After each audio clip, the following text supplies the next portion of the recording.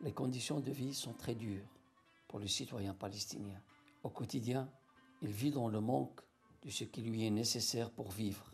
Le Palestinien n'a aujourd'hui ni eau, ni électricité, ni nourriture, au point de ne plus être capable de ressentir ni sécurité, ni paix. Que lui reste-t-il alors, sinon son honneur qu'il refuse de perdre après avoir tout perdu?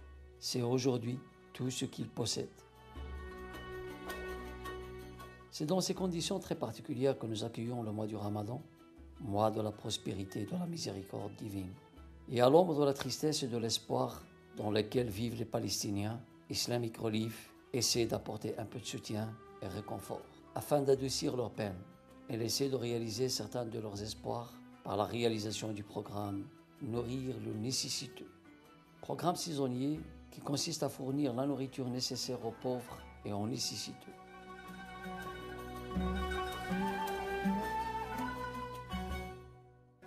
Ce programme consiste en plusieurs étapes.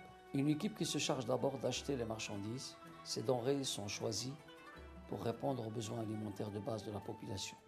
Ensuite, on procède à l'importation de celles-ci dans les entrepôts d'Islamic Relief.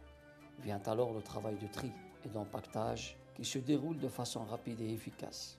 Ce travail peut prendre jusqu'à une semaine. C'est un travail qui peut prendre de longues heures, parfois même des nuits, jusqu'à finalisation de la tâche.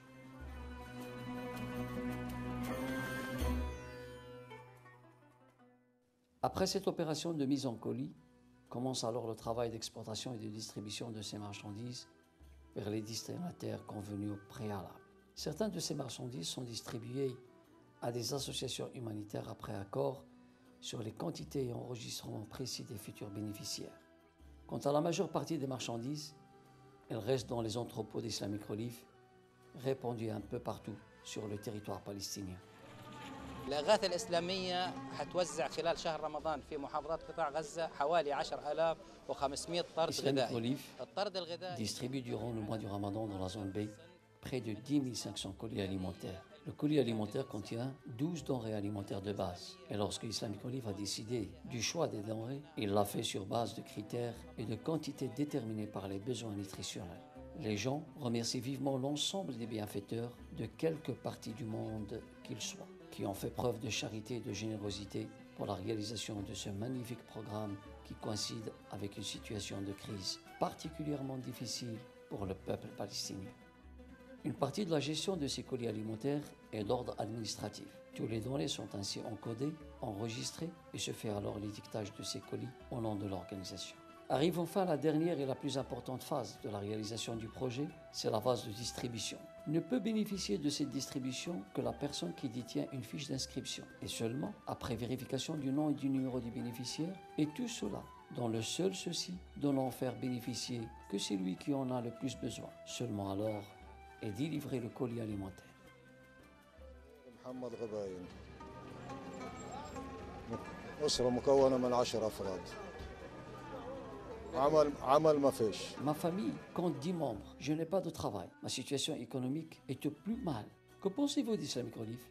Islamic Relief est remercié pour le souci qu'il porte à l'égard de ce genre de famille. Ce colis m'aide durant 1 mois et demi à peu près. Il suffit de façon temporaire. Que demandes-tu à Islamic Relief? Nous leur disons merci de se soucier du peuple, des gens pauvres, des gens dans le besoin, car elle déploie toujours plus d'efforts pour aller à la recherche des familles nécessiteuses. J'ai 5 garçons et 3 filles. 3 de mes enfants sont handicapés. C'est grâce au témoignage des gens que j'ai appris à connaître Islamic Relief. Pour notre situation, nous remercions Dieu et nous remercions Islamic Relief. Vraiment, notre situation est des plus critiques. L'organisation nous aide, elle nous soutient. La situation est difficile, et particulièrement avec nos enfants. Dieu sait.